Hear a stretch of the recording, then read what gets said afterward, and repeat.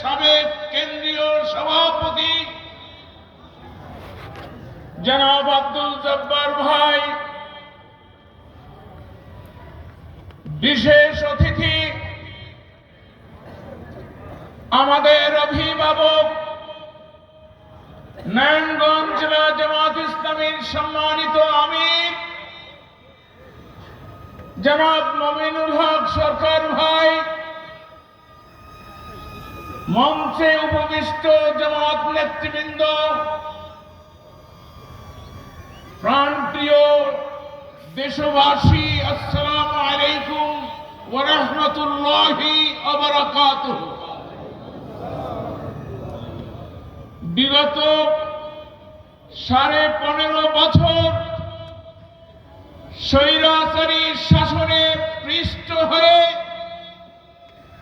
ছাত্রদের আন্দোলনে আমরা মুক্তি লাভ করেছি এবং নতুন করে স্বাধীনতার স্বাদ আস্বাদন করছি।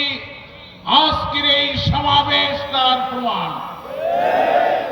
সম্মানিত সাথীরা, এই মুক্ত পরিবেশ সৃষ্টিতে যে সমস্ত তরুণ এদেশের মানুষের অন্তর কোরআনের দিকে না ঝুঁকলে পরে কোরআনের আইন কায়েমের জন্য তারা চেষ্টা না করলে কোরআনের আইন কায়েম করা সম্ভব না। তাই আমাদেরকে দাওয়াতের গুরুত্ব সর্বাধিক দিয়ে প্রতিটি মানুষের কাছে পৌঁছার চেষ্টা করতে হবে। দ্বিতীয় শর্তটি হলো সংগঠন। সংগঠন ছাড়া কোনো আদর্শ কায়েম হতে পারে না। তাই ঘরে ঘরে, মহল্লায় মহল্লায়, গ্রামে গ্রামে আমাদের সংগঠন বিস্তার করতে হবে। জামাত ইসলামীর ভিতকে মজবুত করতে হবে এবং সংগঠনকে ছড়িয়ে দিতে হবে। আসুন, আমরা যদি সত্যি এদেশে কোরআনের আইনকে বিজয়ী করতে চাই, আমরা গুরুত্ব দিয়ে সর্বাধিক প্রচেষ্টার মাধ্যমে এদেশে কোরআনের আইনের এই সংগঠন গড়ে তুলি।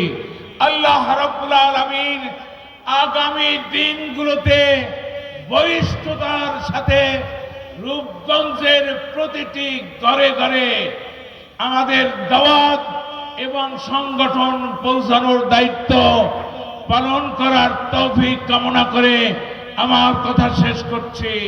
ওয়াখির দাওয়ানা আনিল হামদুলিল্লাহি রাব্বিল আলামিন।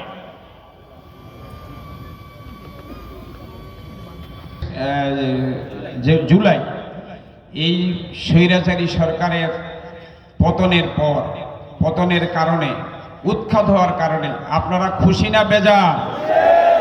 খুশি। কেন খুশি? তার কি অপরাধ, কি দোষ ছিল? তার দোষের ফিরিস্তি বলে শেষ করা যাবে না। সংক্ষেপে বলতে গেলে বলা যায়, তার সাথে জাতি এবং ইসলাম প্রিয় জনগোষ্ঠীর যে শত্রুতা ছিল সেটা ছিল সে তার বন্ধুদেরকে খুশি করার জন্য ইসলামকে জঙ্গিবাদ এবং মুসলমানদেরকে সন্ত্রাসী আখ্যায়িত করার অপচেষ্টা করেছে। আর তার মসনদকে পাকাপোক্ত করার জন্য সম্পদ চুরি, এই সরকার তার চেলাক চামুন্ডরা, এমপি, মন্ত্রী এবং সরকারি কর্মকর্তা শুধু চুরি করে নাই, এ দেশ থেকে ডাকাতি করে 2 লক্ষ বিলিয়ন সম্পদের পাহাড় বিদেশে গড়েছে। প্রিয় ভাইরা, আরো বলতে গেলে অনেক ফিরিস্তি বলে শেষ করা যাবে না। এই সরকারকে এই জন্য এই জাতি প্রত্যাখ্যান করেছে।